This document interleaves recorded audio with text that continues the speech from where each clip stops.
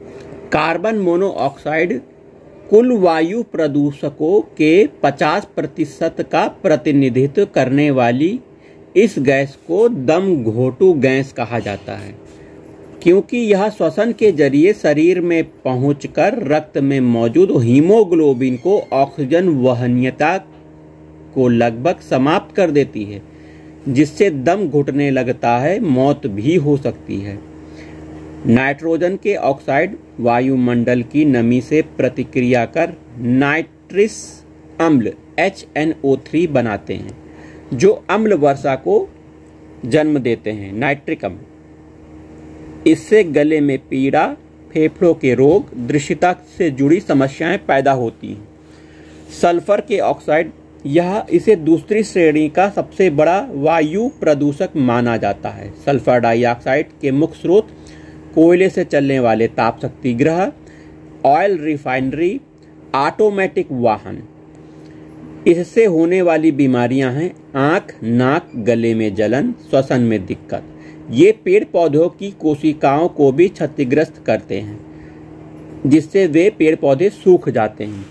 वहीं CFC chlorofluorocarbon, यह प्रदूषक एयर कंडीशनर, रेफ्रिजरेटर, अग्निशामकों आदि से उत्सर्जित होता है तथा वायुमंडल में पहुंचकर ओजोन गैस को क्षतिग्रस्त करता है। इससे पराबैंगनी किरणें अधिक मात्रा में पृथ्वी पर पड़ने लगती हैं। नतीजतन त्वचा संबंधी बीमारी तो बढ़ती ही है, कैंसर और मोतियाबिंद जैसी बीमारियों का प्रकोप बढ़ता है। कार्बन डाइऑक्साइड तापमान को बढ़ाने वाली हरित गृह प्रभाव, ग्रीन हाउस इफेक्ट को बढ़ाने में इसकी सबसे ज्यादा महत्वपूर्ण भूमिका होती है। ऊष्माशोषी होने के कारण यह ताप में वृद्धि करती है तथा इससे वर्षा में कमी आती है, मिट्टी की नमी कम होती है, जल की अम्लता बढ़ती है, ग्लेशियर के पिघलने की घटनाएं होने लगती हैं। वहीं मीथेन हरित गृह प्रभाव, ग्रीन हाउस इफेक्ट बढ़ाने में इसका 20% योगदान है। जानवरों की जुगाली, धान के खेत, कोयले की खानें इसके उत्सर्जन के प्रमुख स्रोत हैं।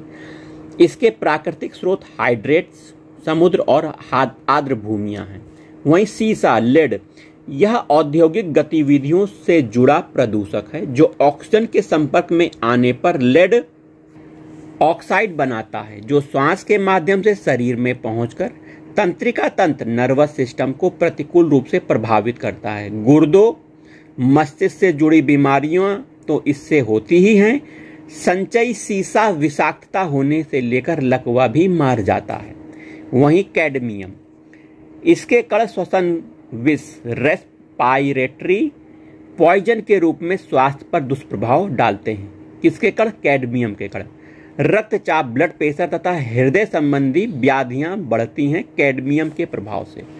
अगला है बेंजीन, यह प्रदूषक रक्त कैंसर का कारण बनता है। यह पेट्रोल के दहन के फलस्वरूप वायुमंडल को प्रदूषित करता है, श्वसन के जरिए अंदर पहुंचकर कैंसर जैसी गंभीर बीमारियों को जन्म देता है। अगला है हाइड्रोजन सल्फाइड, तीव्र अप्रिय दुर्गंध नाक, गले और आंख में जलन उत्पन्न करती है। अधिकता से पक्षाघात भी हो सकता है। भीड़ पर भवनों पर लेड पेंट किया जाता है तो वह काला पड़ जाता है। चांदी के बर्तन भी काले पड़ जाते हैं। संक्षारण भी होने लगता है।